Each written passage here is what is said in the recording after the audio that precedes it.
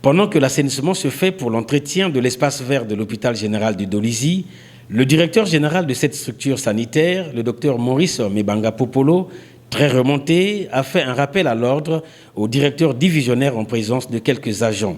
Cette communication tenue ce lundi 11 mars 2024 a été axée essentiellement sur la rigueur des heures de prise et de fin de service. Le travail devra commencer à 7 heures et non à 9 heures, 10 heures, comme le font certains cadres divisionnaires dans cet hôpital.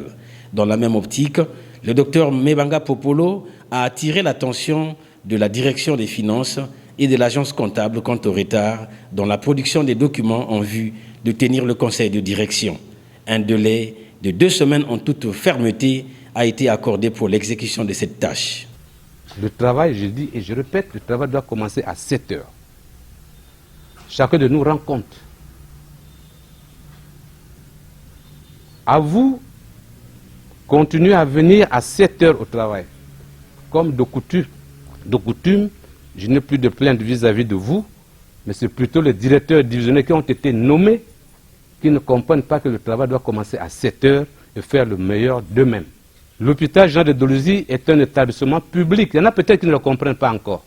Nous fonctionnons conformément à certaines règles de la République. Les textes sont clairs. Nous devons tenir des comités de direction. 2 dans l'année. Dites-moi, je suis au mois de mars 2024. Ça, je ne peux pas parler dans un bureau. Parce que tout le monde voit, nous sommes en mars, on ne peut pas tenir le comité de direction. Par exemple, là, on n'a pas un document qui s'appelle le budget.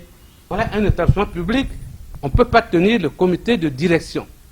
Parce que les cadres ne travaillent pas. En quoi vous êtes cadre alors? Il y en a des gens qui n'ont pas de place ici. On ne connaît pas l'avenir de chacun de nous ici. Hein? Il y a des gens qui n'ont pas de place ici. Alors je vous donne 2 semaines.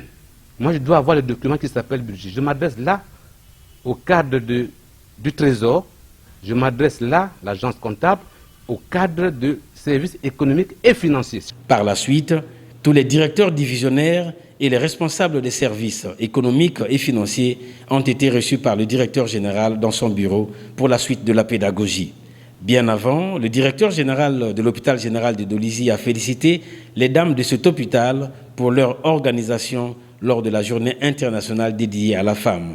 À la fin de la réunion, certains agents ont salué la communication du directeur général. Je ressens du directeur général de toujours chercher à mener les gens à l'ordre. Ce n'est que normal quand le directeur en tant que chef d'établissement constate qu'il y a quelque chose qui ne cause pas et c'est à lui que revient l'obligation de donner des orientations sur la politique de l'hôpital. On vient en retard de temps en temps.